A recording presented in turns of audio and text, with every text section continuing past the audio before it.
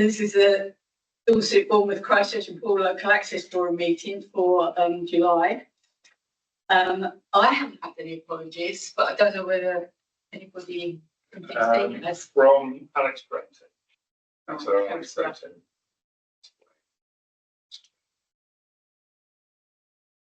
Oh, and Russell Goff, obviously, Yeah. pretty fine. Yeah, just because we're meeting down in Right, okay. Thank you. Right, well, we haven't got any members of the public present, apart from Rebecca. So we'll skip chance for public questions and move on to minutes of the last meeting. Actions and matters arising not covered elsewhere. Now, the business of access of Will Woodlands, which was down to me, I haven't progressed this for the simple reason that when I had another look at what the local access forum's function is, it's not to approach individual landowners directly and request them to do things. That isn't our function. Our function is to advise our appointing authorities, which are Dorset Council and BCP. So I honestly don't think, unless Dorset Council are prepared to take this up with the owners of Will Woodlands, that we can take that any further.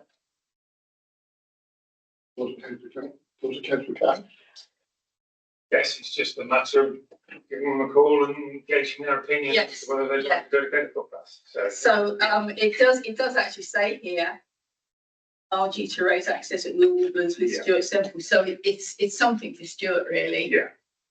So I think that this shouldn't appear on our agenda anymore, unless Stuart has any success in approaching them. I mean, I've got this paper about it that I wrote that I can forward to you or to Stuart. Transport and travel links at the Millsmead site. Awaiting feedback from Natural England RW. Anybody got anything to add on that? No, right. Well, I'm just going to tick through these. Trailway assessment to Councillor Hadley not yet complete. Info on left to the nature recovery scene was Fiona. We'll skip that. Sorry, just going back 1 week. Where are we talking about? I believe it was the North Dorset Trailway, since it's got my name next to it. And we're still just waiting for the Trailway group to complete their audit. And that's related to getting sections of it recognised on the definitive map. And those bits which are not currently public way. But likely behind me, Hadley is a very useful contact. Absolutely. For the lab, and if there is ammunition to give him to fire, we should get on with it. Well, indeed, yeah. Like I say, it's the Trailway charity that are doing that audit for me, which is really just walking along it, measuring it, photographing it, etc., etc. Yeah. Right, the next one was info on lab to Amy Smith, nature recovery team. I actually think this was to do with the local nature partnership, and that Fiona, with assistance from me, had prepared a note for the local nature partnership on what the lab was and its function. So I think we'll just have to leave that one, because we have got nominating somebody new to go to the local nature partnership as a later agenda item. Phil Hackett and Jade North to discuss equestrian access. Well, he's not here to help us with that. Russell Goff to pick up issues with the bridleway at Organford, which crosses the A35. We need Russell for that, really. Yeah, I did speak to him briefly about it earlier on this morning, and he kind of requested a bit of a refresher on the issues were. Was it to do with, I'm assuming, bridleway coming to A35? No bridleway uses it to get across. Say, or equally, which of the bridleway Everyone's got no live jobs on there currently for any issues. So it's which particular location. Years ago, we picked up on the fact that the highways agency, the penny bank of money that it's supposed to be using to improve right-of-way crossings with major roads. And we did quite a lot of work on identifying sites for investigation, which Tara was supposed to be sending on to the highways agency for them to look at. But we never had anything back. But there isn't a serious issue there. I've always been 7 or 8 sites along the A35 and the A31 where a perfectly useful north-south right-of-way is in fact rendered useless because you just can't get across the traffic. So it's in general, not just one specific location. Why this particular one's been picked up, I don't know. But we produced a report several years ago now that identified it must have been 7 or 8 sites where, for all practical purposes, the way the highways agency was managing the road meant that the right-of-ways were stopped up. Yeah, okay, I'll find that report, hopefully, and come back to you next time. But the next 3 items are all Russell items, I'm afraid. Bridget begs to arrange for councillors to visit the High Angle Battery. Statistics on the number of jobs currently being worked on, and follow up wheelchair accessibility of the path at Radipole. Well, that last one I can answer because Dave, when he examined it, he found there was nothing more to be done. The background to that was that after the path across the RSPB reserve at Radipole was upgraded and repaired, a wheelchair user complained that he couldn't use it. Yeah, we resurfaced the path across the bird reserve 14 months ago. Yeah, 2 years. yeah. Well, no, it was just coming. It's just coming up to a It's year. on scale, yeah. And Yeah. we raised the level of the path so it doesn't flood as much. But the surface is essentially as good as it was beforehand. I've taken lots of photographs so we can measure if the path decides to deteriorate. The RSPB have done a bit of work to the sides, clearing reeds. But essentially, when the winter comes, we should see the true benefit of that because the level of that path is a good 4 or 5 inches higher, 6 inches higher than it was. So that path was notorious for flooding. Should see the improvement. And certainly, there's only ever been a 1 person complaint, and that was one of the most popular paths we've got. So, and again, despite it being a footpath, it's still well used by cyclists and such. Thanks, Dave. And the last item here, Dorset National Landscape Management Plan. I will mention that when that appears on the agenda. So thank you everybody for that. Next item 4 is Graham, the land recruitment plan. Yes, okay. So we need more members, obviously, for this group. The regulations require that we have between 10 and 22 members for this forum. Approximately 15 to 16 would be the ideal number, because not all members are able to make it a permanent meeting. We currently have only 8.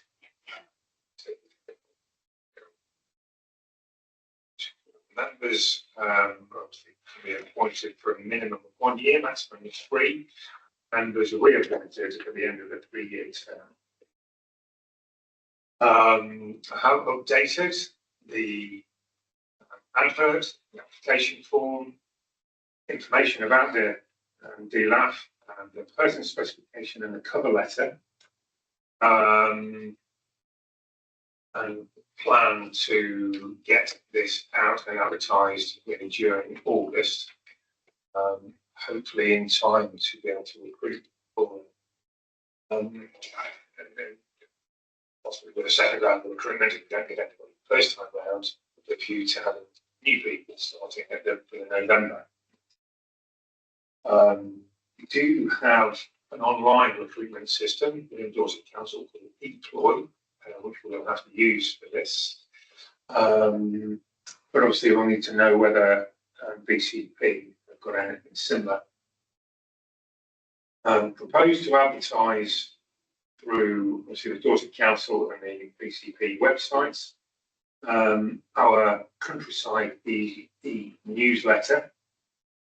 I was going to send out a note to the National Trust, Dorset Wildlife Trust, the RSPB, Natural England, to the Ramblers, to the British Forest Society, to try and gauge some or get some interest from people already members of those groups, or even members of staff, possibly.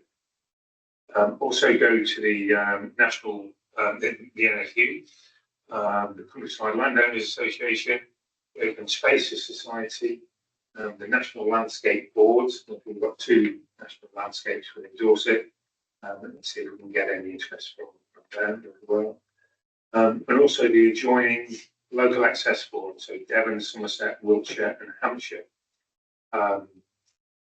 What is advertising in the local papers. I was also going to send out paperwork to the Dorset Association of Parish and Town Councils, which is a link organisation to get it into every single parish and town within the county. Does anybody have any other ideas, excuse me, on where we could advertise to try and get a different? Do you still have a parish right of way liaison officer list at all? Yes. That would be one obvious. Yeah. Starting point. Yeah. Well, Did you mention anything to do with cycling organisations? Not specifically, no. They're always very reluctant, it seems, to get the bikes and do anything, so, who knows? Yeah, okay. Fine. So if anybody wants to have a look at the letters, and I can email them out afterwards, but it's here. We might have to, or you might have to amend the application form depending on what we have. This Deploy system, it's essentially the same as it was the last recruitment round, which was 2021. Can I say something?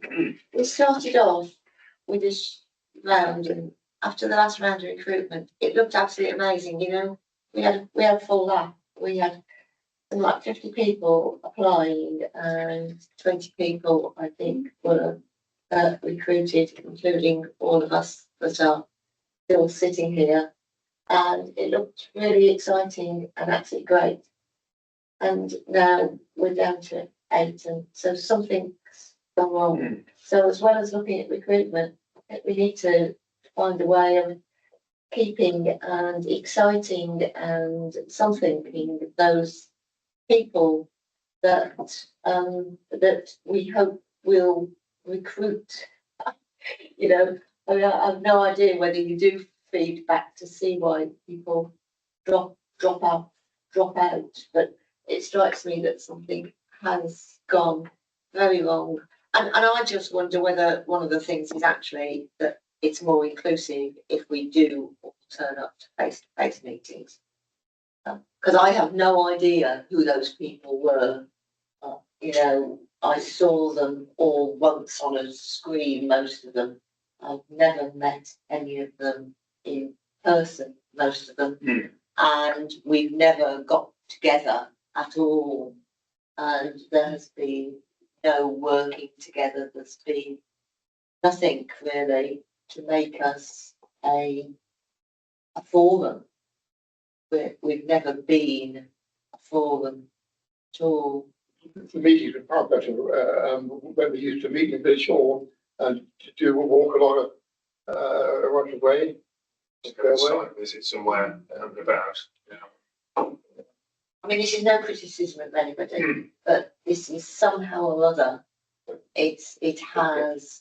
we've basically lost the interest of all those wonderful people who took the time to fill in that application form. I mean, to make it right, we usually as they go to that routine that they can very short. The rangers would identify a nearby project we could go and inspect after lunch. And it was acting arrangement, and it did generate interest. But however, old diverse strings, several years back now, just simply said, no, you meeting it can't do it because it's spread. I said, no. That's where it came from. I mean, yeah, Chris is quite right, that's the way it ought to work. And in fact, if you look at your secretary's guidance, he does particularly recommend the move around. But as I say, we were told quite firmly that ain't money to piggyback to pay for it. And certainly there is obviously a cost for providing lunch and all that kind of thing. It's quite there anymore. But we can have a look at and see what we can do. And obviously having the technology available to do this is a bit more difficult in a remote village hall as well. But I, for one, am sure my 3-year period has expired. At least some years. So, linked to your recruits for the exercise, can you get through the existing list and identify those who need to reapply? But it's all got this, because we all came at the same, we were all appointed at the same time. The other thing is, if you look at this gas the instrument, it does require the appointing authorities appoint roughly equal numbers of landing interest representatives and user interest, and which is something we've never achieved. But until about 7 or 8 years ago, we did have at least one reasonably powerful landowner nominee. Well, on the other hand, right, we've had to do 1 or 2 responses, consultations, where our inability to consider the landowner aspect of it really has been rather embarrassing. To be in a position where we can find a way of getting 1 or 2 active landowners. As you can obviously, if you start with the NFU, what other options there are, I just don't know. Country Landowners Association. Indeed. Well, that chap who was on the LAP when I started, he was CLA. Yeah. We had a guy, Andrew. Yeah, there you go. Yeah. He was a solicitor, worked for the CLA, and he was also he didn't entirely see his job as being a wave their flag. And he genuinely was quite useful. Then the other side of the coin was like, why he stood down, I don't know. Patrick Woodford as well, who was surveyed.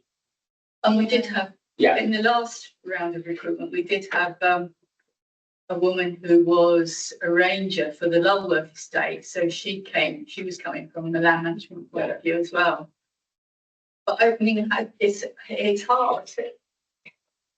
Graham's going to try and recruit people, but we can't make them come forward from the CLA and the NFU. I mean, Norfolk, I remember going to their lap and they had about 50-50. It was in the days of open access, and it might be that if there was an open access review, there would suddenly be a lot of people wanting to join from the landowner side. And I mean, we've got the National Trust. I mean, they're huge landowners, but they don't. I'm surprised that they have never said anybody I mean, the Woodland Trust hardly own anything in Dorset, I don't think, but then we've got the Forestry Commission, they're landowners, big landowners. Yes, we did have somebody from the Forestry Commission We at the did, start of this we did. latest Yeah. round. So, Yeah, so we, you know, we've lost them as well. Yeah, I'll add one of those other people to the list. To the group. that's really helpful. Thank you, Graham. Well, we better move on, I think. And the next item, I'm afraid, is Graham again. Yeah. Because it's the Council Green Space. Yes.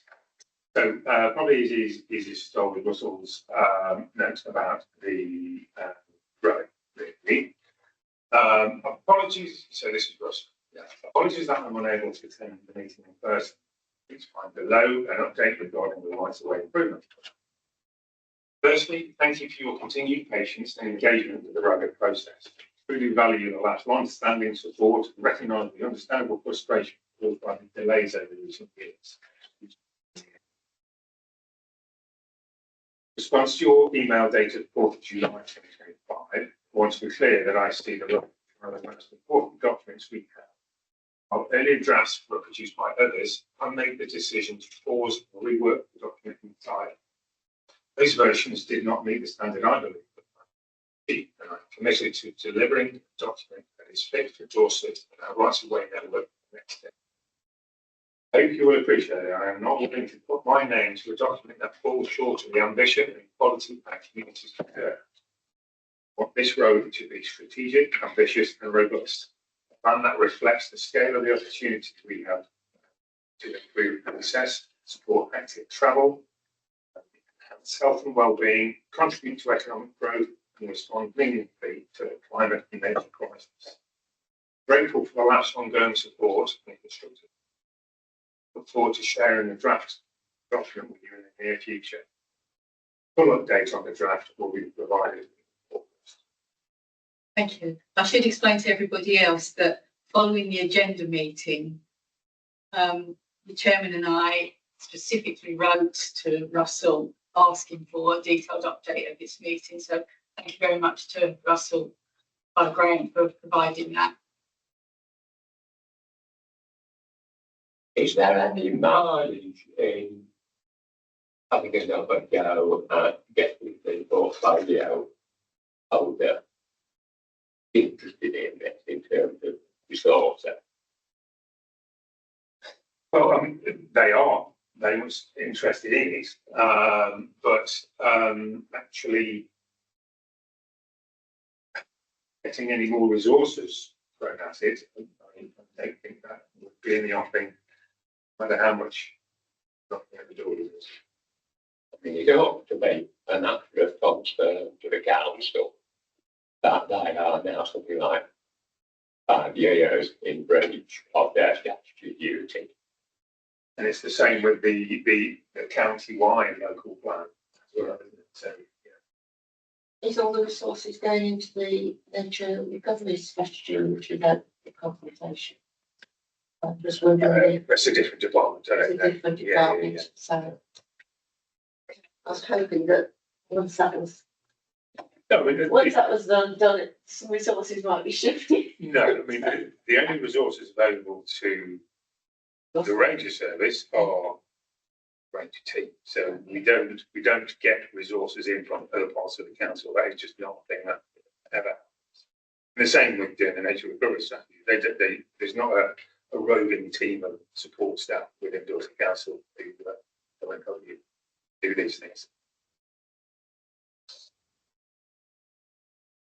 Well, it says that it's going to give us a further update in August, so we'll take that. Thank you. Other updates across the areas. Yeah, I don't think I have anything too exciting to report. Numbers are not too bad, ticking along in terms of unresolved reports we've got open. Keep putting them on the system if you come across any issues. I think last time I reported on gates and such, that's that really. Maybe any more plans for any more gates just yet. No, that's about it really. Very quiet, yeah. Dave, are you able to do something for Central Lane for West? Yeah, do it makes sense to me. If we'd like to. Do we want to? Maybe we'd like to. Across the central bit of Dorset, which is a bit I cover, with the grass cutting going particularly well this year, we've had even more time to spend on curing seasides. And I'll confirm sort of that, even though my area is possibly the highest in population, we're obviously the highest, we get more user requests and complaints because of that. We're now cracking through at a greater rate because the grass cutting, with the increase in resources the council give us towards the end of last year, increasing those, increasing staffing. We're now hopefully getting through the seasides quicker than most years in the summertime. We're fully staffed now, save one person, which is good. The West team are much in the same position as I was, speaking for Stuart. Stuart's on leave at the moment. Again, we're cracking through the seasides. We still have a few issues with the coast path constantly falling in the sea. Issues recently around Fleet Lagoon, where we're still moving, and around Loaders and West Bay area, where things keep dropping into the sea. We're also now, our coast path ranger has started examining the coast path in detail and working out what resources we need to bring the coast path up and above national standard status, stuff like oak instead of thing in this, that, the other. So we started a detailed walk on doing that. So we're in a better place than we have been the last 4 or 5 years because the increase in resources. And again, if you see anything, please report it so we can get crack on. A bit of personal news, which may not interest the laugh. I'm retiring. Oh, congratulations. So I'm going into semi-retirement. I shall still be working for Dorset Council, but in a different capacity. So 22nd of August, I think it's my last day. Well, no, it's my last day, I don't think. So, is that has any impact on the laugh now, you know? Have a very happy retirement. I'll still be working. It's part-time rather than full-time. And as you know, oh sorry, Paul, Karen. This is the time of year at which we start getting obstructed by crops before. And traditionally, by the time the rangers get round to looking at the crop plan, the crop has been harvested. Is there any way we hope to get on top of that a bit earlier? If they do, if, for example, we get from a landowner and they cleared it before we can serve notice on them, they do get a letter anyway informing of their duties next year. And again, we're fortunate we can only really get there as quick as it's reported to us. So obviously the cereal crops now are being harvested. The maize crop now is the main concern, so we'll prioritise any maize crops we get because they're the last to be harvested. Any reports any wheat or barley now, by the time we get a 14-day notice, it's probably going to be gone. So the rangers now will be prioritising the maize pass rather than anything else. Thank you on top of that. And having photographs with the report, So we can basically just go speak away. So, and obviously the correct identification of crop, because it's amazing how many you still get on grass. It's just not included, is it?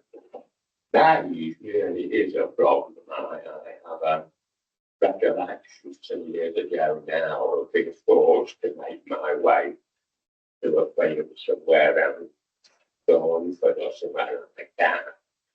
But I just looked around there, but only can you see when you're going. You don't have sharp edges. Yeah, maize is the worst crop as far as right to where concerned. It grows very quickly. They'll be sowing in late May. Yeah. By the time the harvest in October, it's 8 foot tall.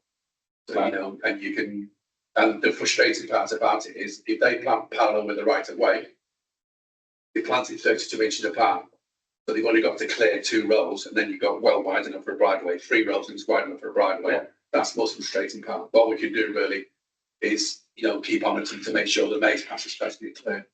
But also, The sooner the better. it's extremely difficult to distinguish between the path and tractor wing marks. Mm. Yeah, in some ways, if we can, even if it's slightly offline, the tractor wheel mark is the best way to go. And the sooner we can get hold of the landowner to clear it when it's this high, you know, then everybody can see, rather than when it's 8 foot, it's much harder to clear. So is there any way you could sort of set a filter on your system that if it is maize, it gets pulled up to the top of the system? Well, they're put on the plans in crop, but then we can just see whatever the text is. But no, I don't think we can search for the word maize necessarily. But obviously we can filter out anything that is assigned as planning and cropping, depending on what the reporter has said to us. And we really want it put back to the right of way within 48 hours, really, of it being sowed, don't we? Ploughed and sowed. But that's not the legal requirements. No, it's 14 days from the initial disturbance, first disturbance. But still, that would have been months ago. Could only get people to report it then. Yeah. Soon as the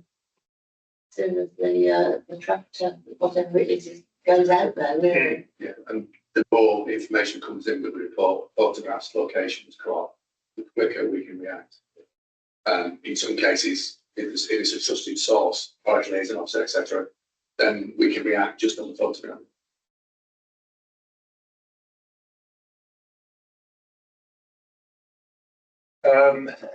What will be? Oh yes. So yeah, as you know, I look after the Birkbeck area as well as the North area now.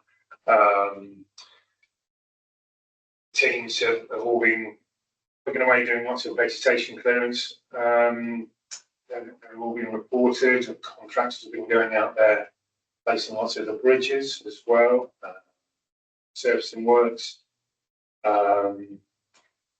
Few meetings related to the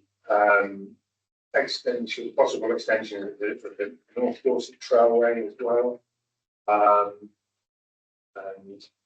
the whole has been a very busy spring and early part of the summer. Yeah, the overall seaside statistics are improving.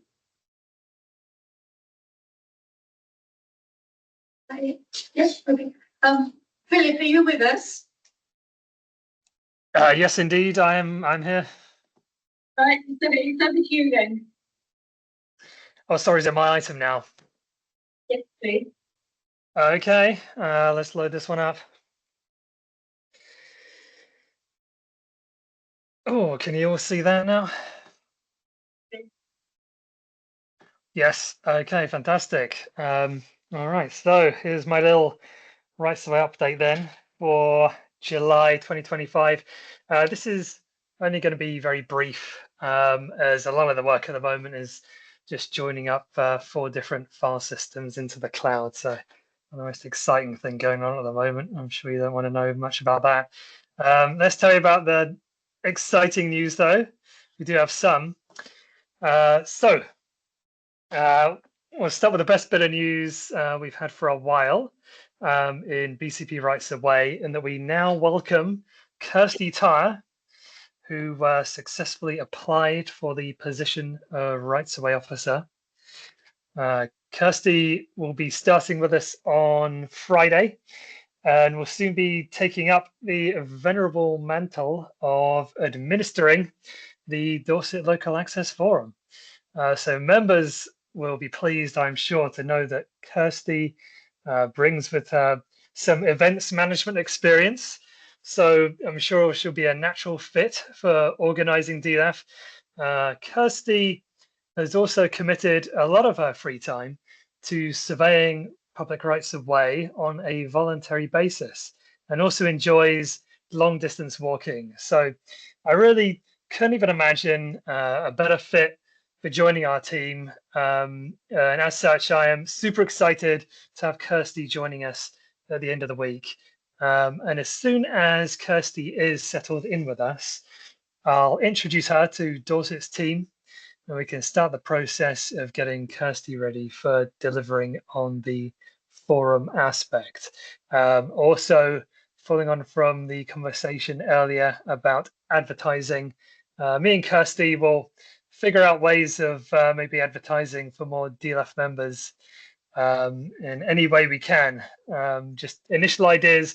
I think we said that we would be maybe trying to come up with some leaflets to promote the Dorset Explorer, which would be pretty good. So it could have sort of one side for Dorset Explorer and then the other side for Dorset Local Access Forum. Maybe that'd be pretty good. Who knows? And Kirsty will have a few ideas as well, I'm sure. So next thing. So here's something I mentioned previously about the idea of getting photographic surveys done across all of our public rights of way. Initially, we looked at whether it could be a volunteer-led project using smartphones to capture photos that would then be uploaded onto Google Street View. But the problem with that is it turns out only a small number of phones are actually suitable for that purpose, namely the Google Pixel camera phone. And it would take ages to do each photosphere picture. So the way this is actually done properly is through video surveys using this, which is a 360-degree camera. So now Kirsty is arriving. She will be embarking upon fulfilling some of the most crucial items within our improvement plan, including the surveying of all the paths for access issues, but also completing a full photographic survey of all the paths for inclusion on Google Street View. So the process seems fairly straightforward. You just got to walk along each path with a camera on a stick, and it records the GPS data automatically. So it should be as simple as recording the paths and then using the app that comes with it. The Insta360 X5 is the name of that camera, and then it just uploads directly onto Google Street View. So this effort will be a step forward for raising the profile and knowledge of public rights of way generally, but will also allow people to make better informed decisions as to where to go for a walk or ride, and crucially will prepare us for enforcement actions as we face fence encroachments pretty much everywhere along many of our paths, and we did the photographic evidence to show the before and the after for getting on with all of the enforcement. So this is just going to be an all-round really good project for Rights Away to finally get to grips with. Let's just do one more item, hopefully. So in connection with a current planning application for the development of Alice in Wonderland, which is just south of Bournemouth International Airport there. The Alice in Wonderland site is sort of trying to become this natural themed visitor park, and they're also going to try and create airport car parking operations. So what we're attempting to do is to trail onto the back of that a new bridleway to broadly follow the existing public footpath going down there. You can see in the pink. So that will allow riders in the area, including Pony Palace here, to enjoy a nice connection from near Bournemouth Airport down through to Pigshoot Lane, which is down here. And then and it's not giving me my arrows, but I'll have to just sort of draw on instead. Sorry, there's a highway which goes up here, and then there's another highway which sort of goes up here, and then there's another one. So all the horse riders will be able to connect through, and then onto that bridleway there. So really good connections if we manage to get that bridleway in. We are also requesting some contributions for works to make the path better as a year-round route, to get enough headroom and with some of the width improvements, and also to reinforce the ground, just obtaining some funding for that. You have to sort of confirm all of this with planning, as the planning application is still live, but the upgrade remains a core ambition of ours, for horse riders in the locality and for enhancing active travel options for commuters travelling into the Bournemouth Airport employment zone. So that is my little update. Thank you. Thank you very much. Can I ask you a question? And you probably said this and I missed it. Who is going to actually do the Google Street View survey? Are you going to be looking for volunteers, or is it going to be staff doing it?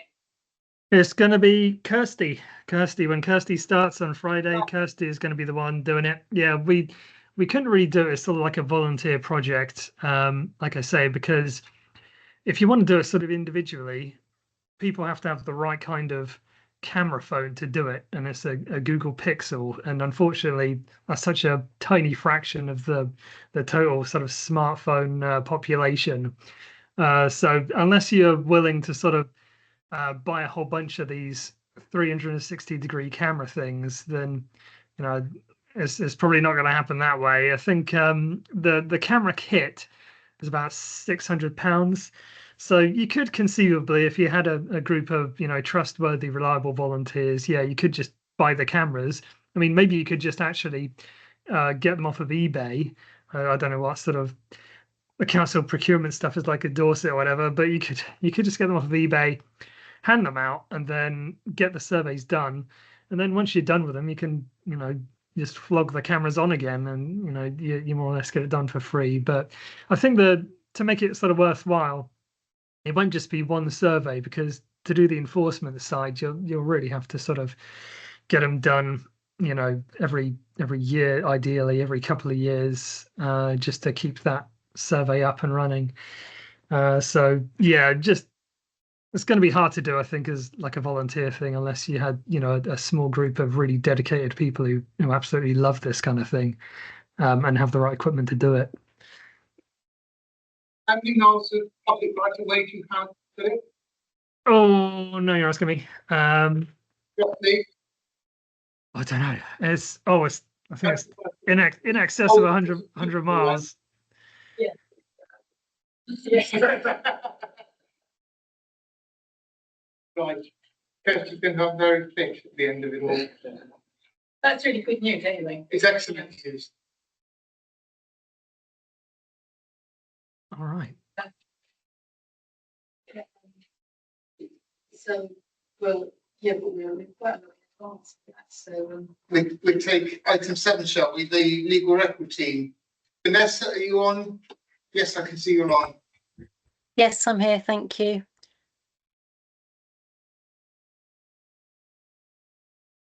Okay, so update for July. Just a few news items just to catch up on things that were raised last time. The parish boundary changes project is well ahead of schedule and is almost complete, barring a few issues in Weymouth to resolve.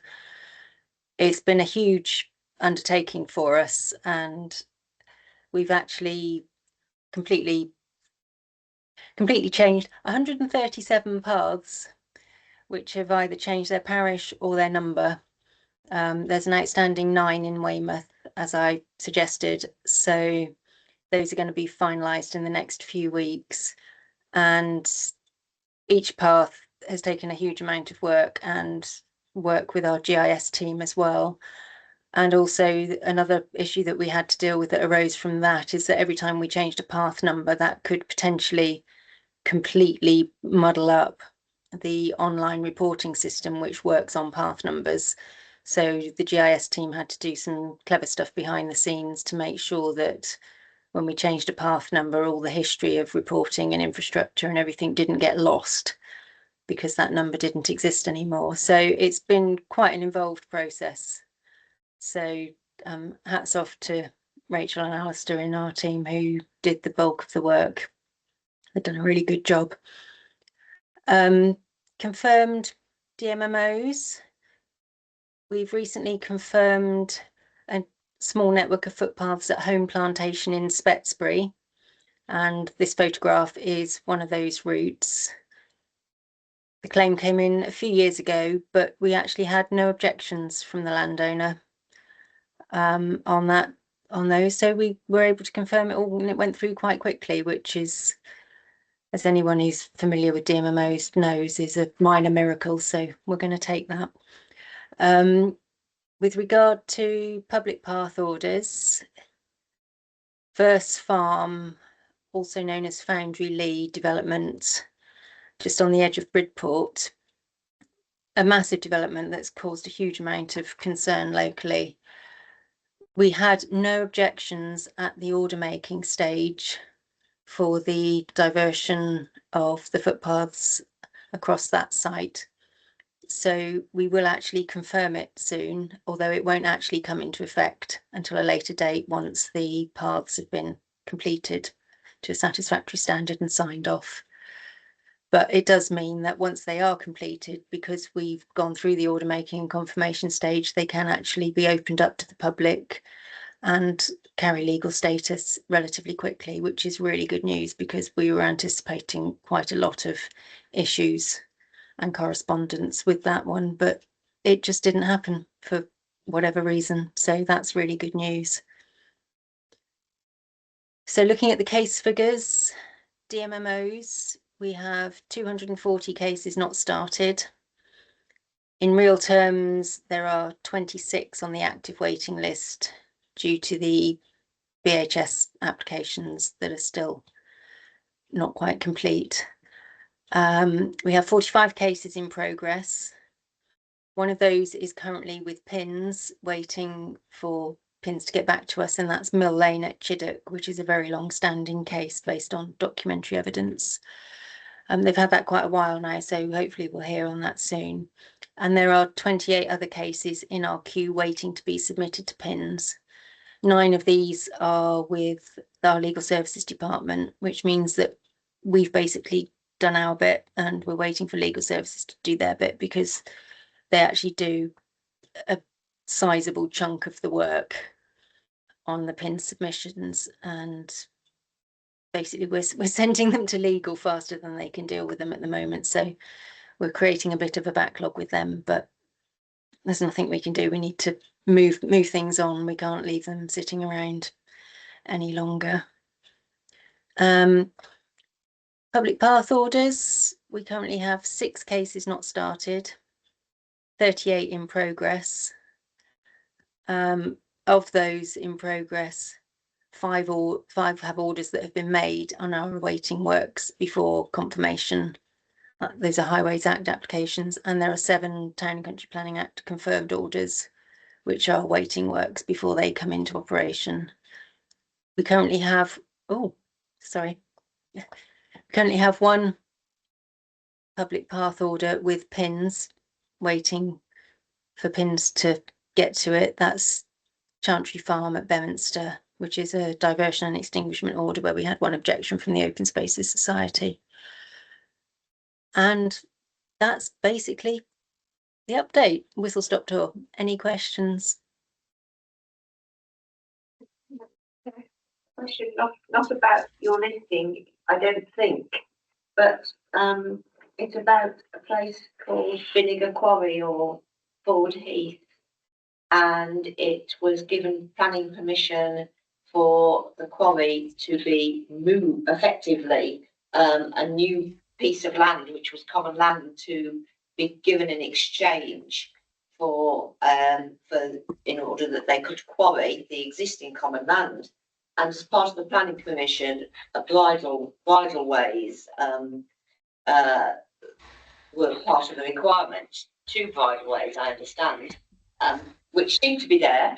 I haven't walked the whole lot. We're planning to cycle them, although I don't think they're terribly long, but they don't seem to be, apparently, so I'm told by Hugh Craddock of the Open Space Society, they haven't been dedicated yet and they're not on the online map of rights of way.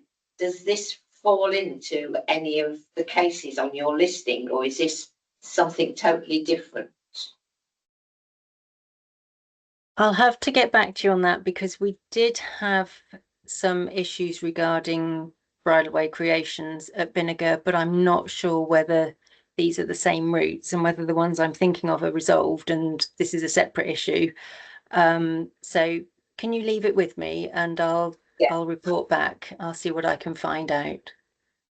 I'll make a note.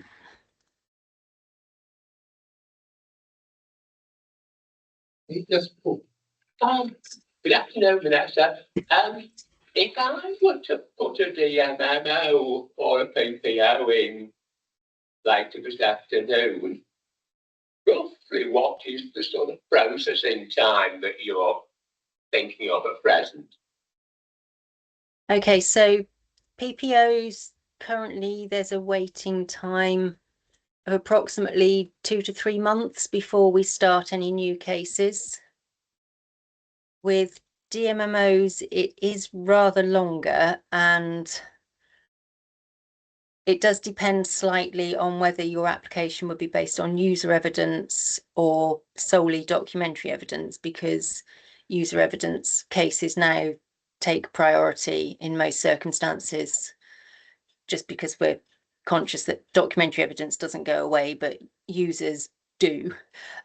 So if you put in an application based on user evidence, I think the waiting time would probably be in the region of 5 years before we could start it. If it was documentary evidence solely, it would be rather longer. Are those times showing any sign of coming down, which obviously is everybody's objective? I'm sorry, my sound's not terribly good today for some reason. Could you repeat the question? Are those delays static, or are we slowly starting to see them coming down, or what? Public path orders tend to sort of come in peaks and troughs. So recently the waiting time has gone up slightly. I think about 6 months or a year ago, we had no waiting time at all. We were completely up to date with them. So that just tends to vary. We do often get more in the summer because of the Town and Country Planning Act applications, which are related to development, and development seems to happen more in the summer. So it's sort of seasonal, but generally public path orders remain fairly low and the waiting time often just isn't there at all. We can get on with things straight away. With DMMOs, we are starting to make a bit of headway because the rate of new applications has slowed down dramatically over the last year or so. So that's given us a bit of time to try and catch up. So I think the figures that I report each meeting look remarkably the same a lot of the time, but things are coming in more or less as fast as we can process them. But I think we have, over the last year or so, made a little bit of headway.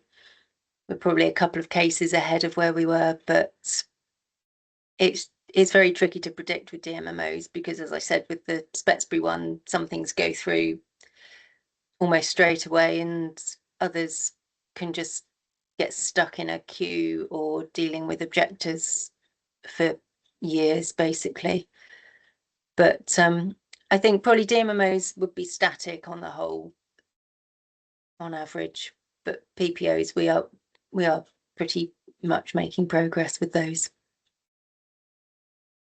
I asked because I can remember a couple of years ago, we did effectively challenge the council for portfolio holders of level to set themselves a target for clearing the DMMOs and then work out the resources you needed to begin to achieve that. And we never really did anything back. Hence my interest in are things moving in the right direction or not. I would say yes, hesitantly, because I don't want anyone to think that, okay, it's fine, we're moving forward and everything's going well, because basically with regard to DMMOs, it really isn't going well at all. And although we are making a little bit of headway, it's barely a dent in the backlog, and we're very conscious of the BHS applications that are waiting. And if the Deregulation Act is ever implemented, then those applications will become live. We will have the duty to notify the landowner, and we will have the duty to start processing them. So whilst there are many aspects of the Deregulation Act which we would very much welcome, and that would be one of them, it will have a horrible impact on our backlogs. Just to clarify, what length of time, what waiting is there on the DMMOs? If you had to sort of put a year or decade number on it, you're not going to embarrass yourself. I'll tell you why in a minute. Do you mean to clear the backlog? Sort of how long will it take? Well, at current rate of progress, I would say we're processing maybe between 6 and 8 a year on average. Some are incredibly complex, some are rather more simple. And there are other variables which take up case officers' time, which means they don't always actually get to work on their cases full time. So we average 6 to 8 a year. If I'm really optimistic, I would say 10. And our backlog is, well, there are 26 on the active waiting list. But as I said, if the BHS applications come into play, then you're looking at a good 24 years. Well, you are doing well, because one of your neighbouring counties is perhaps 4 a year. Right. And there's a county,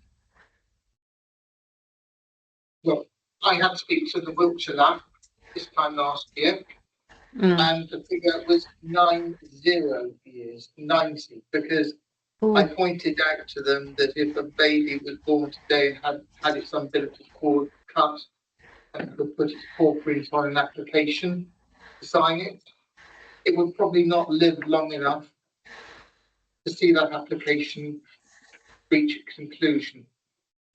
That's how far they were behind then. I don't know if they've made a dent in it, but you're doing well, Vanessa. Well, thank you. I mean, really.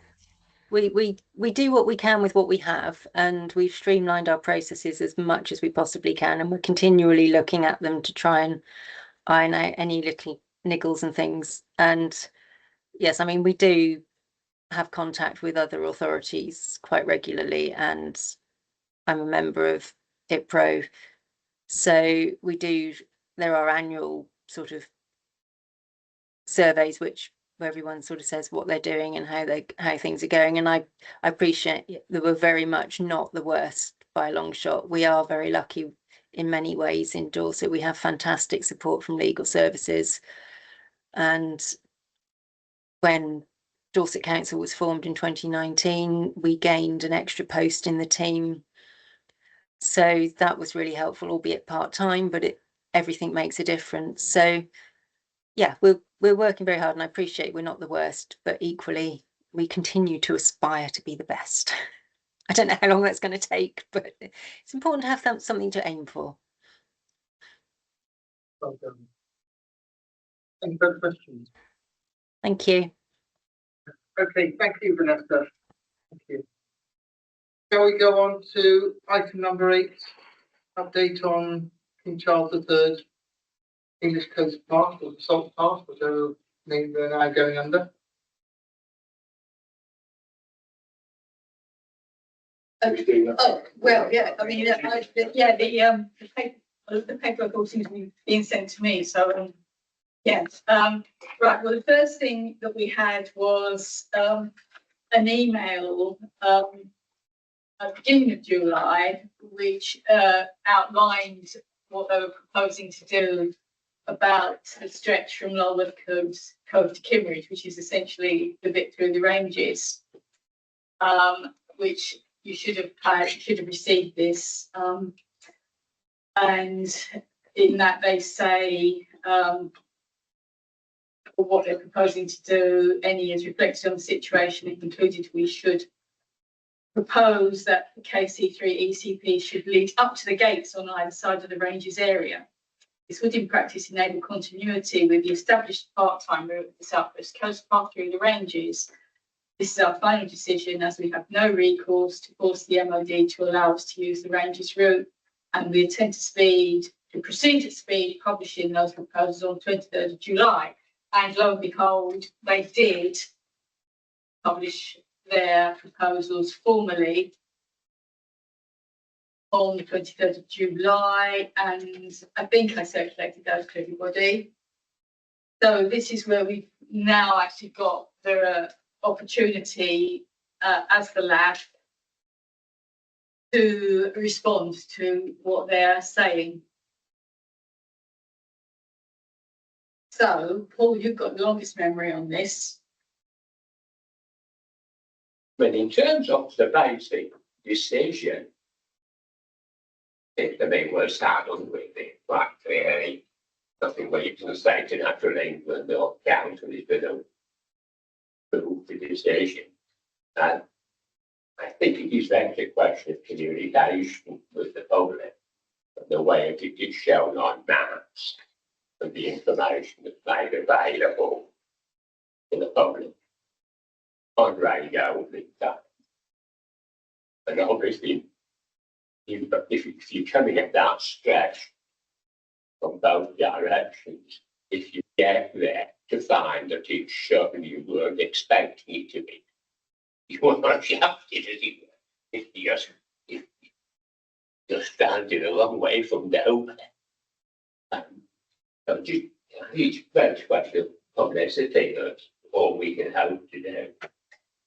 This has always been the case, hasn't it? That it's only the ranges are only open at bank holidays, weekends, and is it school holidays as well? I mean, you know. It's not too bad in fairness to them, because the army don't shoot during the school holidays. And so I should think over the year as a whole, the ranges are actually closed for probably somewhere between 100 and 150 days. So there is some access there, but at least there was this question of educating potential users, so they know what they're letting themselves in for. Yeah, it's almost like the communication should be done well before you get to that particular point, isn't it? Absolutely. I mean, I was at the Lulworth side. You know, but obviously you walk a long way downhill before you turn off right next to the cliff to go through the ranges. Yeah. And I knew that it was closed. That's where we needed to get to. What we had to do. There's 5 or 6 other couples walked all the way down that incredibly steep hill. Yeah. Got to the point. Didn't know. Well, I want to make That's their own fault, but equally, it should have been said back in the village saying the ranges are closed. Yeah. I mean, if you look at it present on the Explorer sheet, yes, there is a red arrow, Yeah. grid around the ranges.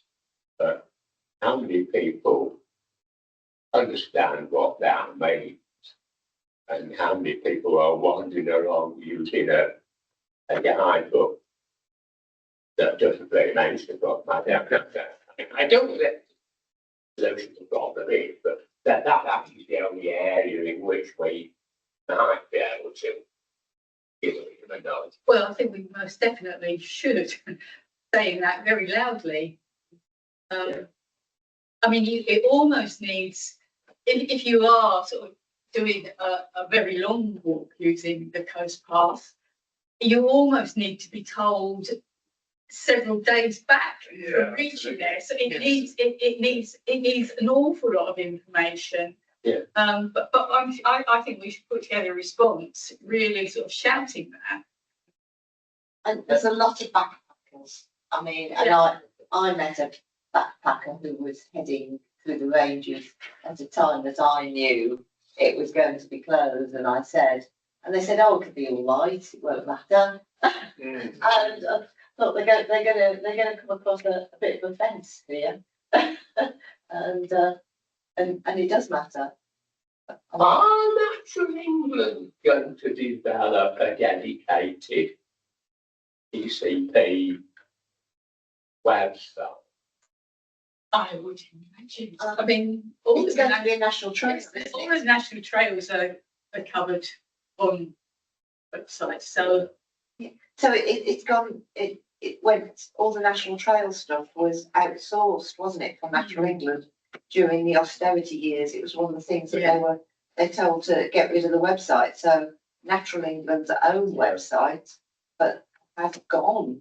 yeah. I mean, I don't know whether it would be shown on restrictions, on the open access restrictions, but heck, who looks at that?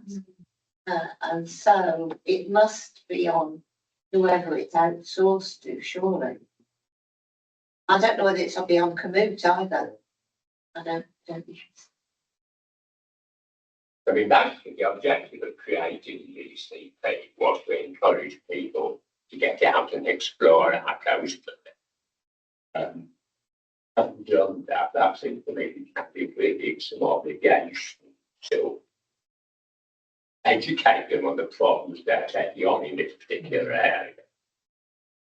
And then you have to say, well, look, again, how do I hear about it in the first place? So how would they have heard about it though when it was the Southwest Coast Plan?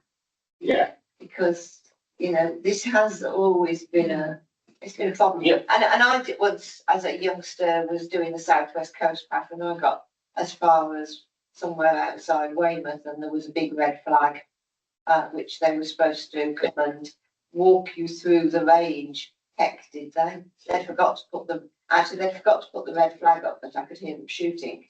So I waited for them to come and collect me, and instead all they did was put the red flag up, and I was left on a day of 30 degrees with a pack on my back somewhere outside Weymouth. And so, you know, it is inconvenient and it's not good. But people need to be able to work out when they plan their walk that they will get to that section on a weekend. That come Saturday morning is when they will start that section. Presumably, if they go onto Dorset Explorer, that gives you a little bit more flexibility in terms of putting on warning notices compared to what's on the published OS. That's something you could look at. Yeah, I mean, something. Signage could also be put in an appropriate place along the path in Weymouth, perhaps. That, you know, and again, unfortunately, it's going to mean somebody actually moving a little thing across, open, closed. Town clerk's job. Yeah, I mean, it's doubtful the MOD will post somebody to do it, but you know, seems to me that appropriate signage at a relevant point when it's able to divert around it, and to divert around the range at that point is hundreds of miles walk. It's just a case of walking. Unfortunate thing to do is a time out road and no back in the camp. Like, I mean, That is right, but people find out that hard way on the ground. It's too late. Yeah, but you put it at an appropriate point Be before, warned in advance before you get into it. Well, Yes. then that might be, I mean, you could say publish in the local press like they do with the shooting of, where the tanks are shooting, but but you can't rely on solely reading the local press. you could have signage which had either a telephone number or a QR code that took you to a place where the restrictions were advertised. Nearly everybody who's walking is going to have a mobile phone. And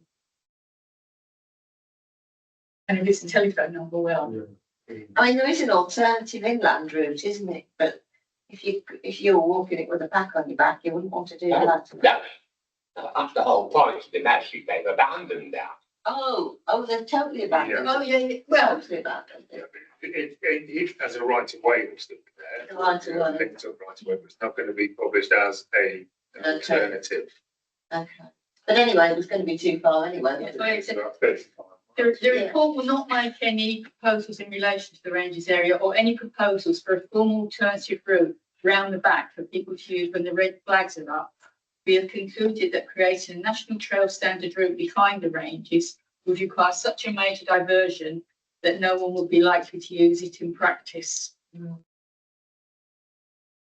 I think they're absolutely right, aren't they? Mm.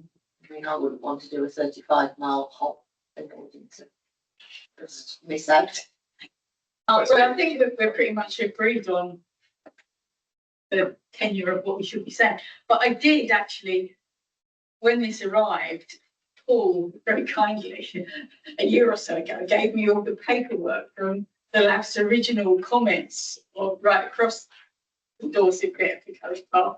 And I did dig out what you said then, so I wasn't on the LAF then.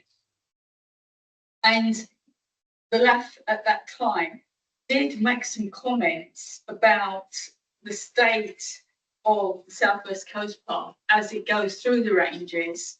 So saying things like a certain group reference, the path is now very close to the cliff edge. Some form of rollback will be needed very soon. And then various other comments of that kind, mostly about the present South West Coast Path through the ranges disappearing into the sea. So I don't know whether you want to say anything about that. Yeah. But That you really need somebody to go and walk it. if it isn't designated as part of the ECP, there's no rollback. No. No spending. 99, there isn't. No, the gates and styles last time I saw it they were all a bit old. Presume that they are going to be renewed. We do have some relatively recent survey data via the South West Coast Path volunteers.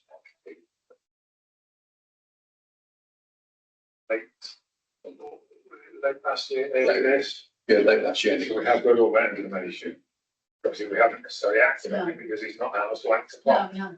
But there is that information there in terms of where steps are. Well, Style is particular. I wonder if we don't need to go into all of that detail about it, but I wonder if we should actually just have a line in it about the state of the existing paths through the ranges. Will need ongoing Please attention. act on the information provided by the South West Coast Path. Yeah. And as the great majority of the SWCP is effectively disappearing, the percentages be overridden, but I mean, it makes you wonder who is responsible for maintenance of the bits that are left, like this bit through the rain. Well, that's always going to be the MOT. Well, I'd have thought the SWCP Association would have acted as a pressure group urging them on. Yeah. But I mean, the South West Coast Path group, they got out an audit, they've done a survey, but they're not the ones necessarily going out there and doing the practical maintenance work on a day-to-day basis. That's either us, the landowners, or the MOD in this instance. So the South West Coast Path Association will still be there, even with the English Coast Path imposed over the top of the South West Coast Path. There is no English Coast Path guarantee in the same way as the South West Coast Path guarantee. But the accuracy key will no longer be shown on the OS. I presume. No, I think it'll be where it's become a PCP. No, it'll still say SWCP as well. Is my understanding of it, and that organisation will still very much be there and until the end of time, or until the Coast Path is in London. Well, I mean, I'm happy to draft something and circulate it for our in terms of our response. Is that all right? Yeah. And also the other thing, still with the Coast Path, is that they also notified us that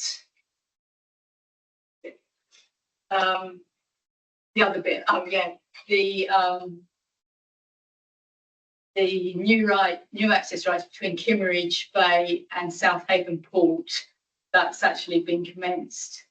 I'm writing to inform you that the new access rights on the stretch of coast will commence on the 4th of June 2025. So that's there now. So how does that fit with your earlier comments about doing a survey on Coast Path? That to me implies that somebody has ticked off all the boxes and that bit is okay to go. Is that right? I believe it's okay to go in terms of landowner permissions or landowner acknowledgement that this is happening. Not necessarily that all the finger posts and waymarking are there. It's just that everything's in place for it to go forward. Everybody knows that it is. But I don't believe, probably know better than I, whether any English Coast Path waymarkers are out on the path yet. Are they? No. So again, I think it's going to create Graham said it's done like in 2 phases. So the landlord permission, and obviously it falls back on us to actually update the infrastructure and this and that and the other. The process of going through now on sections of path where we're actually walking it and noting down what's needed. But we should read that as meaning that I was in your language but incompleted, but not necessarily those two. So the launch hasn't happened. It's the last thing that. Yeah. The walking the route, the putting the infrastructure in, and then the launch.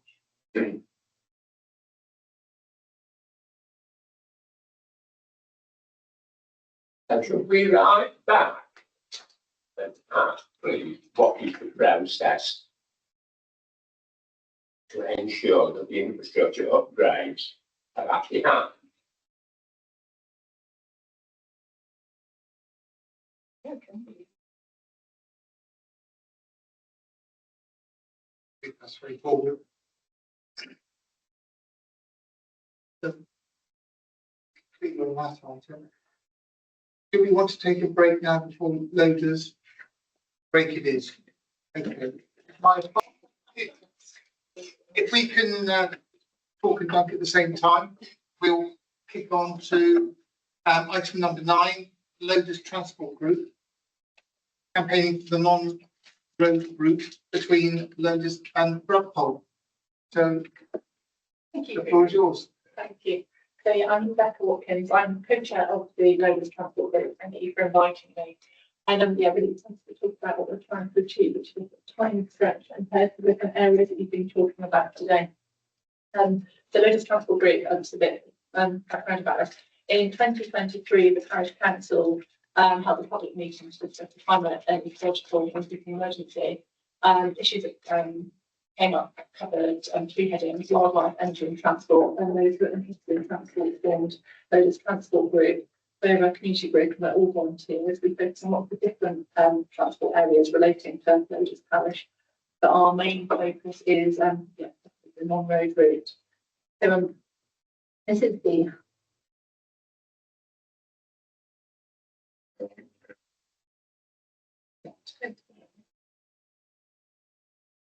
there we go. So this is the problem. It's a 1 kilometre connection between Lotus and Bradpole. So 1 kilometre is like 1.6 miles. So it's very short lane, but it's narrow, 60 miles an hour speed limit. There's a steep hill going around the corner of that photograph. It's a totally pavementless road, blind bend, and it's only 1.8 miles to the nearest supermarket and the local secondary school, and 3 miles from Bridport. So very much within the areas of travel. But the sort of safety of this road is definitely stopping more people being able to travel actively into Bradpole and Bridport. And the school is, as I said, a walkable distance of 1.8 miles, but the council provided us because it's the usually dangerous to have the school pupils to walk or cycle to school. So our solution is to create the Lotus to Bradpole Greenway, and this has been discussed in previous kind of forms since the closure of the railway line around between West Bay and Maidenhead. So we're just focusing on this 1 kilometre stretch between Bradpole.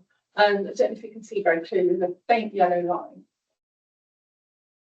And that is the road that currently connects the two villages. And the green line is what we're trying to create, which is following the old railway line.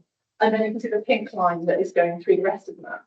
And that's current non-road routes that run into Bridport and on to West Bay. But actually within Bridport and Bradpole, it's quite well connected. It's just making that connection between the two. From here, those are the benefits of active travel. So I'm preaching to the content, but I can skip this slide. There are several benefits though that are very specific to sort of Loaders and the surrounding community. One is the viability of Loaders Primary School. And the viability of the village pub. So Loaders Primary School relies on a lot of children coming from outside the village, and an active travel route would definitely support their numbers. There's going to decline in birth rate, so there's more competition for pupils in all the local schools. And this would definitely be a big plus for parents to apply to the school. And the school's a really important part of village life, not just the school, but for a thriving community and to have that mixed demographic of ages in the village. And similarly for the pub is also a really important part of the community, and having an active travel route would support the viability of the pub in the village and also pubbing in upgraders. And to tackle rural transport poverty, this would be an inclusive alternative to car ownership. We only have one bus that comes through the village on a Friday.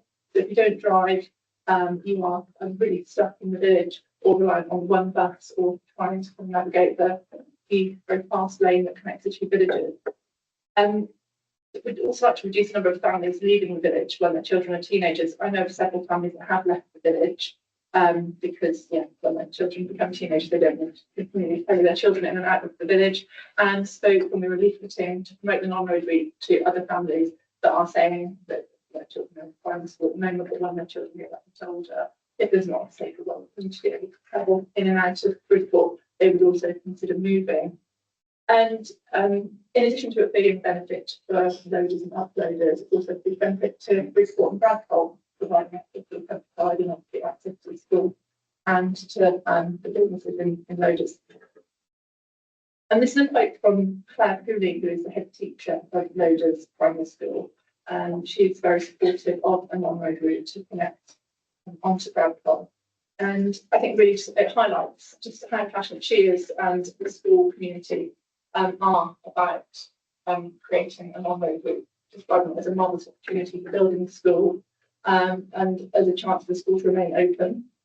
She talked about the reality that it's very hard to run a small rural village school and how schools and communities have a duty to promote sustainable living, and that we have a duty to be part of the change, and that it's something that the children are very passionate about. And they're incredibly passionate about improving their world. And it just really highlights how what we're doing and what we're all doing isn't just about this generation, it's about those future generations who are increasingly aware and concerned about being part of the change. So one of our concerns was that on the on the Dorset Council Active Travel and Infrastructure Plan along with the DC ATIP Plan Survey Report. The map shows the route. You look at the map going from Bridport out to Loaders, it shows the route as a route principally of value for recreation. And we would very much argue that it is much more than a route of just recreation. That we've already discussed that this actually provided us to take secondary children into the local secondary school. We're in very active travelable distances for the nearest supermarket and the town centre. And so it is, I mean, recreation is very important, but this is more than just that. I think this is important because rural routes are often lower down the pecking order in terms of funding and in terms of prioritising active travel when we compare them to urban areas. So I think it's important to stress that it is beyond just a recreation route.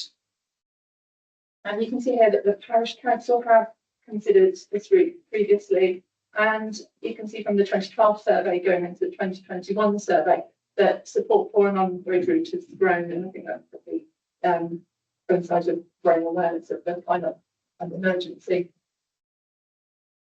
This is what we're proposing to do. The teal line is the route that we're trying to develop. If the road connecting the high street going down, going north to south, this is Vicarage Lane. That's actually currently a footpath right of way. Then we would like to then create right of way going across east to west, going from the bottom of Vicarage Lane over to Bradpole. And it takes 1 kilometre, so 0.6 miles. And that'll be a traffic-free direct connection. And these are all the landowners between Bradpole and Loaders. You can see again, Vicarage Lane is BP 27, 28 and 29. So that's currently a footpath right of way. And then going across to the east, so to the west, you've got BP01, BP26 and BP25, which are the 3 landowners that we need to negotiate with to be able to realise the right of way.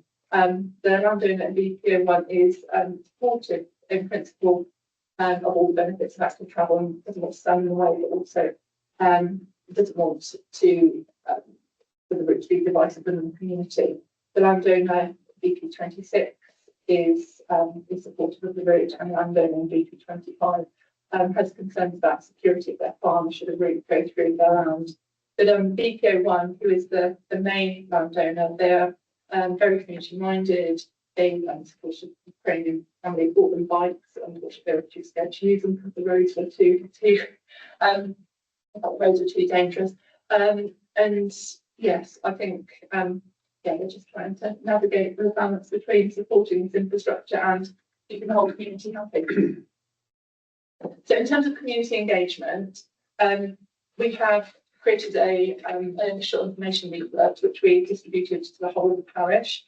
We made an attempt to knock on every home and tried to speak to somebody at each address rather than just putting a leaflet in through the letterboxes. We had positive feedback from the school and youth club and overwhelming support from families with school-aged children. We did a public walk of the route, and we had a public meeting to answer and provide further information and ask questions. There was a group of residents who raised concern about our initial plan was to span from Maidenhead to West Bay. A group of residents and Loaders who have raised concerns about this route before raised concerns, so we modified our proposal to just focus on Loaders to Bradpole in the hope that they would not be so concerned about the big kind of numbers of people descending on Loaders. So now our focus is just between Loaders and Bradpole.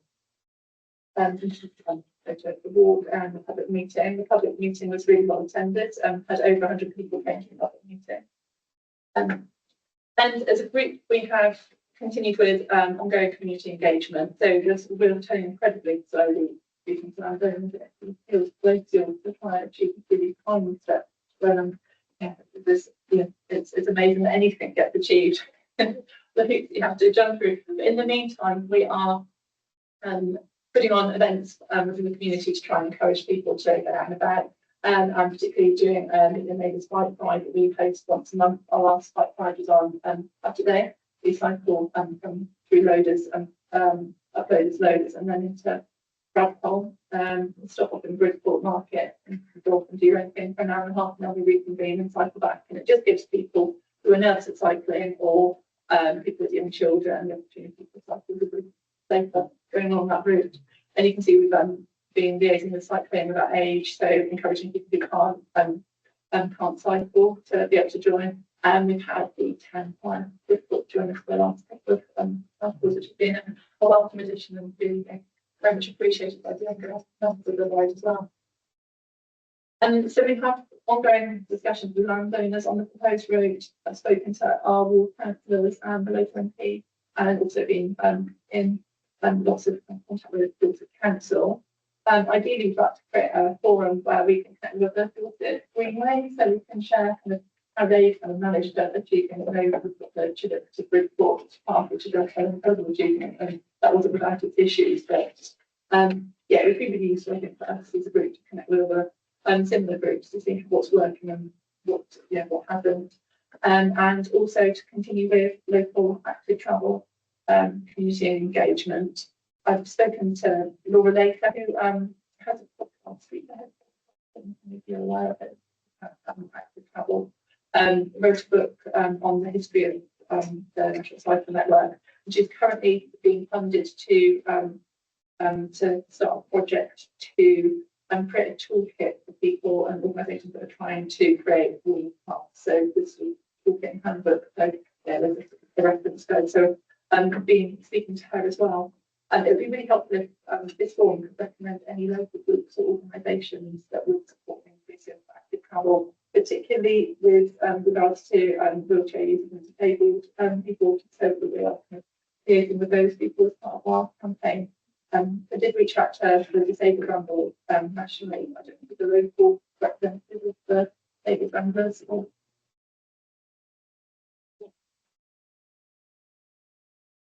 okay, brilliant.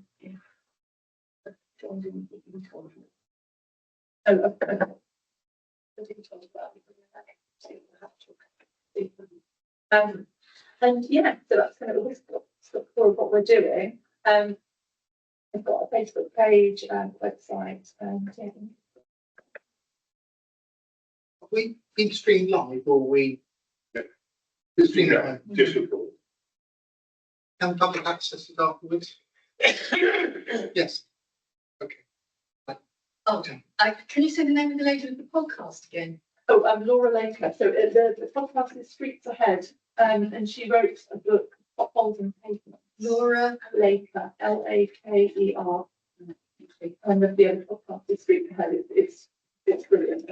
They've done an episode on rural transport, and yeah, they've done all sorts of different aspects of travel.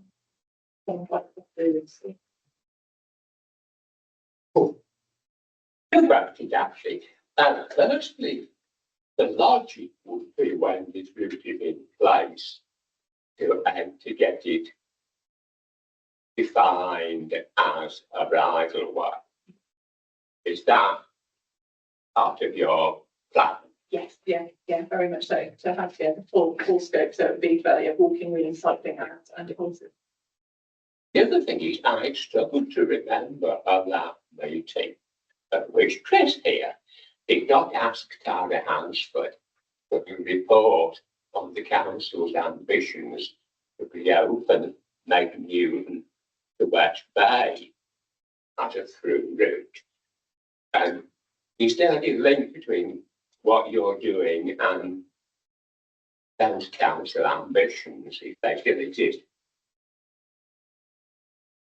Yes, so initially Dorset Council advised us on our leaflet when we were campaigning for the whole stretch between West Bay and Maiden Newton. So Dorset Council offered us some really helpful advice and actually advised us on the leaflet that we distributed.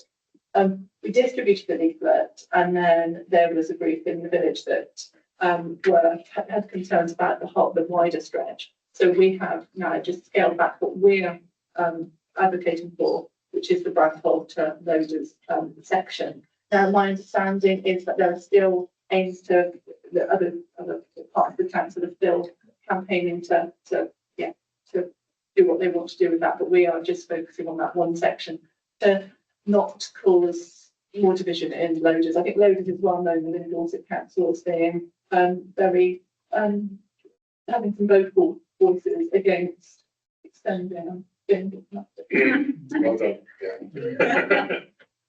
so it's a big, you know, as a resident in loaders, but we always, when we went into this and we didn't know the history of what happened, we just thought, brilliant idea, who would object to this, who would, and it turns out there are people who do. And there was overwhelming support, as I say, from younger families, but yeah, so yeah, I've gone around the house a bit, but yes, Dorset Council are aware. I think what we're doing, we've tried to sort of just focus on that bit now rather than the wider stretch. Can I ask Graham, with due apology, etc., you know what has happened to this project within the council since Charla left? Yeah, it's made a lot of progress. So, Stuart Samuel's been leading it. I've been involved in a few meetings because of my experiences of dealing with the North Dorset Railway. So it's it's moving forward step by step. It'd probably be easiest if I just kind of circulated a note for members afterwards, just kind of explaining where we are at and the limits of where we've got to so far. There's lots of irons in the fire, can I say, about moving forward on trailways specifically. Can I show my ignorance? I take it this is on an old rail line. Yeah. Okay, which is long closed in the 1960s. Yeah, And so there is still effectively a route and an embankment or something cutting.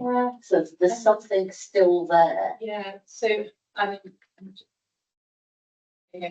So yes, there is in different areas. When you go through the centre of the village, that's where it now is part of the edges of gardens. So there are 1, 2, 3, 4. There's 3 gardens and a field that it forms the edge of. But when you say the edge, the boundary comes up to their gardens, or does their gardens now include it? Yeah. So for that's difficult. No. So for this property here, their garden includes it. For BPO4, it goes through the absolute perimeter of the garden. So it's on the boundary of a field and a house. And then for BPO5, that is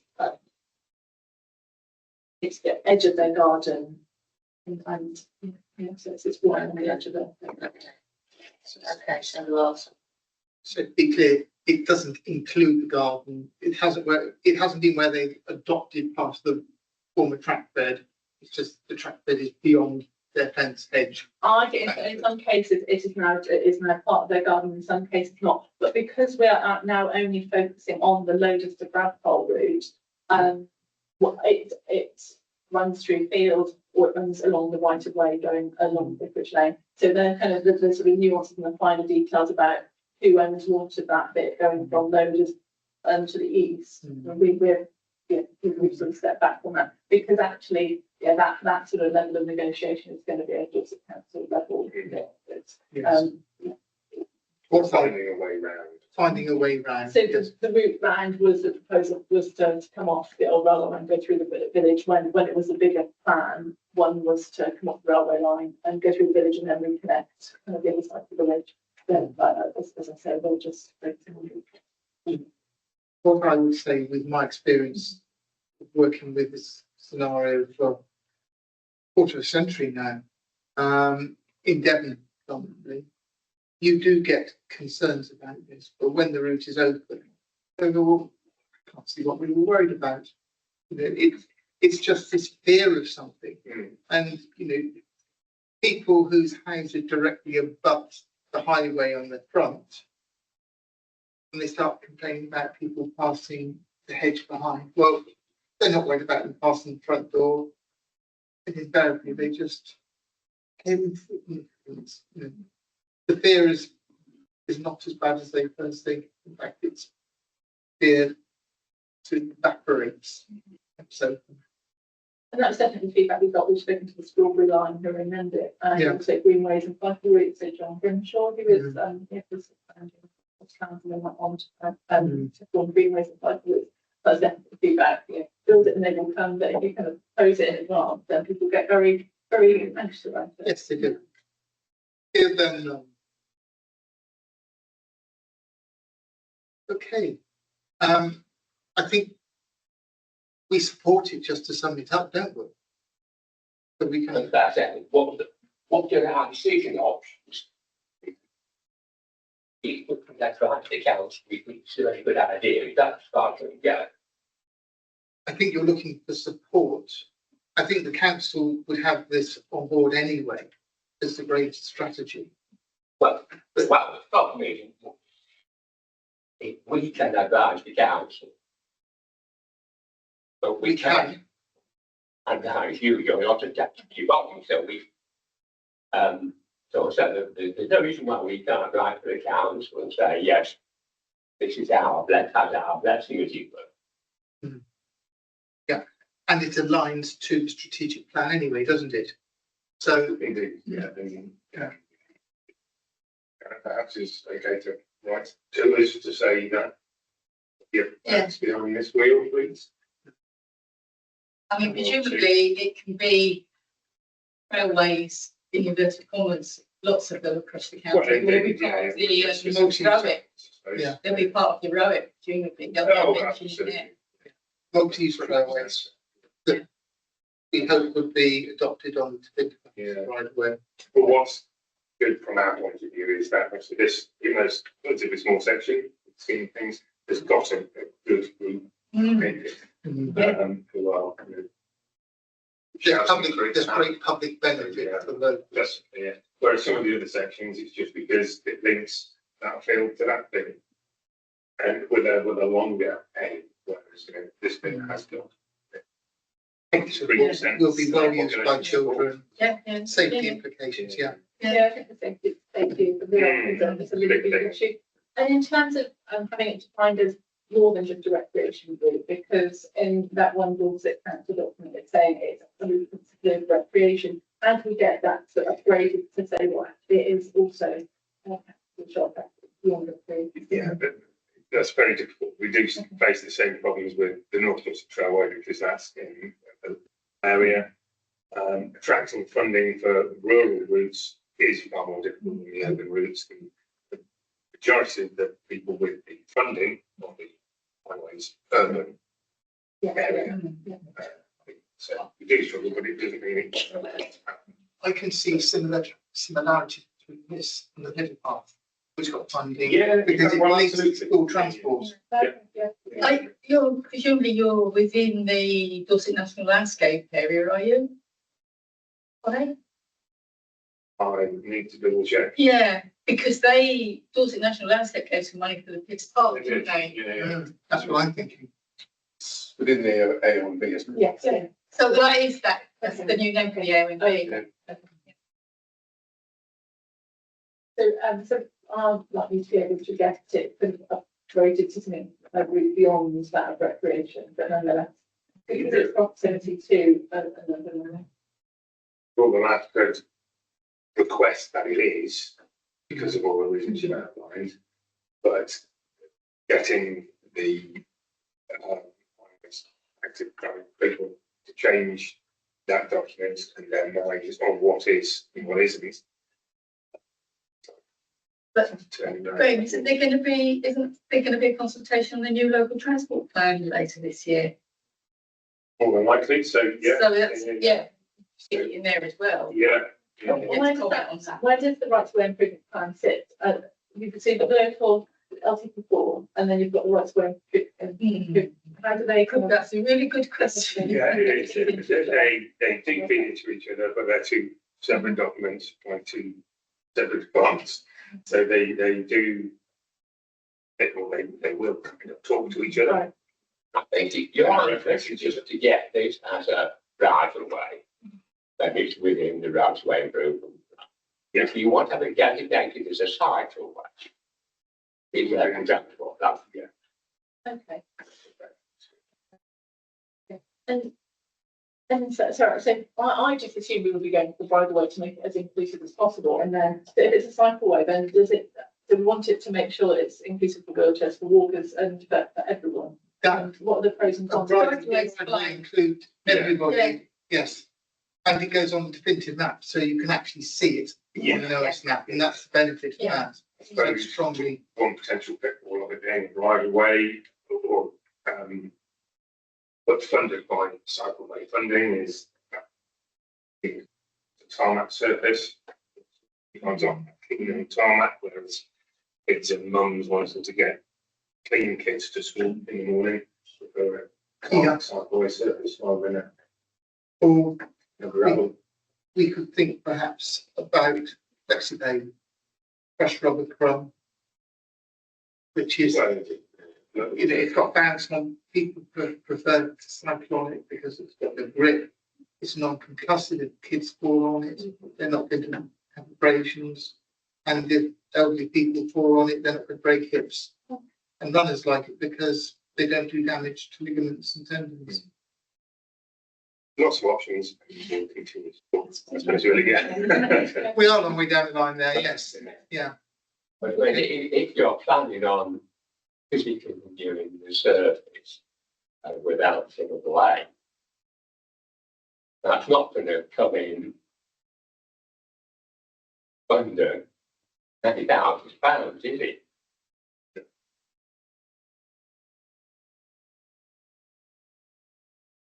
It always costs money to build these things. The track bed will come to see there anyway. Well, that's the point. I think it live with the track bed. You live with the track bed. Live with the Yeah, track. yes, it's a very low cost Mm. project. Yeah. But if you want to renew the surface, you're adding noughts to the Yeah. end. Just if you keep the surface you've got, which will have the old ballast down there, it'll be well drained, it can be flat, it can be level. You've probably got vegetation to cut back, but you're keeping your costs right down to the minimum. And that'll speed things along.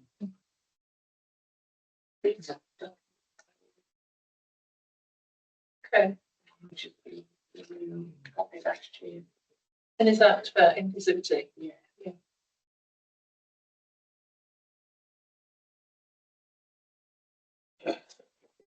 Okay. That's really helpful, thank you very much.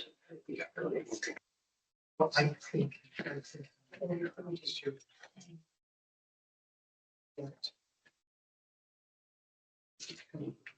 So we're now on to, this is the, yeah, okay. Up 10. Right, item 10 was the all-party parliamentary group for outdoor recreation and access to nature. And very grateful to Paul and Nikki for helping prepare a little response to this in the very short time that there was available. But we did manage to get something in and I've circulated it. So thank you everybody for contributing to that. We just got to nod it through, so job done. That's for noting. I have involvement with an APPG on that specific. If de facto is provided as a secretary by the RNID, that they have some support to know where the bodies are buried, as it were.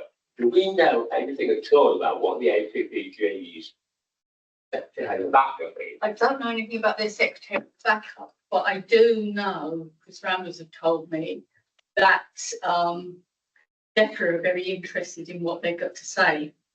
And DEFRA are going to be looking at their report that they're going to produce from this.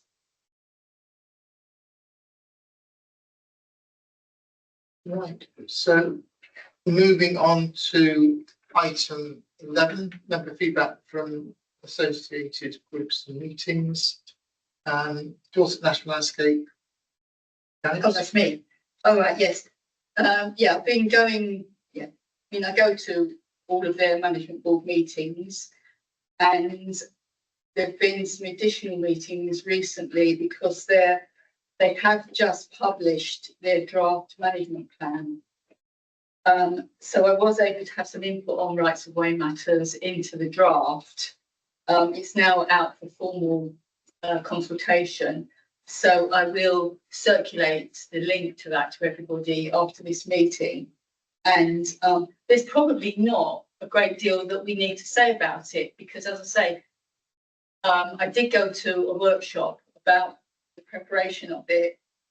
Then they did an internal consultation to people who go to their management board meetings before they finalised it. And I was able to pick up on a few things about rights of way, which needed correcting, like they'd misused the name of the coast part, easily done. And a few other little bits and pieces about rights of way, which were corrected in the final version that's gone out. So we're probably not going to need to say much more than we welcome what they're saying about rights of way and access. But I will have a final read through and recommend to everybody what we might say in that context. That's it. Okay, so then the Cranbourne Chase National Landscape Law Report, Nikki. I have not been invited to anything in meetings or notified of anything. As you know, I did respond to their management plan. yeah, to their management plan. That must have been 6 months ago, I think. Really heard anything? The last time I spoke to Linda, she just broken her arm and that or leg or something. That was a long time ago. I have no idea what's happening or what they're doing, but I'm not being. Just release that management. So it's an old time. Okay, well, I'll try and get in touch and see why I'm never been. I mean, it's possibly because Dorset only forms a part. It's just shy of a quarter, so it's a reasonable size, but. And so there, there are other counties as well, which I guess is different to Dorset, isn't it? So I'm not all they've got. I don't know. I'll email them as well.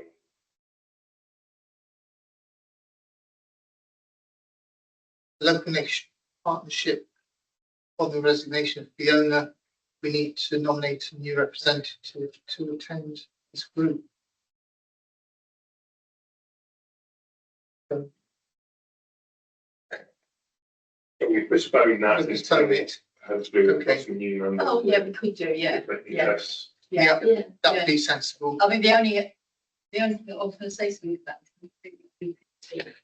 Oh, yes, I did go wearing my Ramblers hat, not wearing my black hat.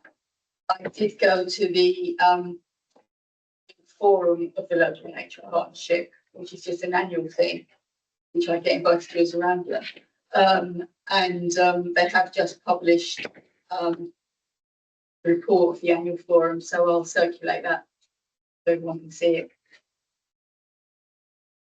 Right, so moving on to item 12, ratification of response made since last meeting and matters information only. So just going down, new trails being established on Purbeck Victoria Castle. Second one, there's been much published about the withdrawal of access at Bridehead. Really used to comment. Yeah, I mean, there's not really very much to say. The landowners have made it very, very clear that the access to Bridehead was permissive. There were signs that everybody knew about. So the likelihood of being able to claim a route is, I think, extremely remote. But within Ramblers, we did think that we would have a look at the original survey by the parish council for the definitive map, just to see if there was any suggestion there was a path there pre 1950s, but I don't think there's much chance of being able to do anything at all about it. And the landowners, not the new landowners who have withdrawn the access, but the previous landowners had made very sure that they'd done their declaration and statement under section 31(6) to avoid people time paths. So I think the likelihood of being able to do anything there is very, very remote indeed. And the third one is beyond our remit, which is the issue of the Boston Pier bus service. And item 4, we're consulted about the draft of the Hampshire Countryside Access Plan, but we decided it's beyond our remit again. And on to item 13, which is any other business. Now, at this point, it is a closed consultation, and I move from the chair that we go into part 2 or part B, according to Dorset Council. We could part 2 in Devon, where we turn off the recording link, and I'm afraid members of the public have to leave the room. Is that right? So thank you very much for attending, Thank you very much for that. and we do wish you well for the future. Thank you very much. Good being here. Yeah, Thank you, thank you. Rebecca. Thank you, good to see you.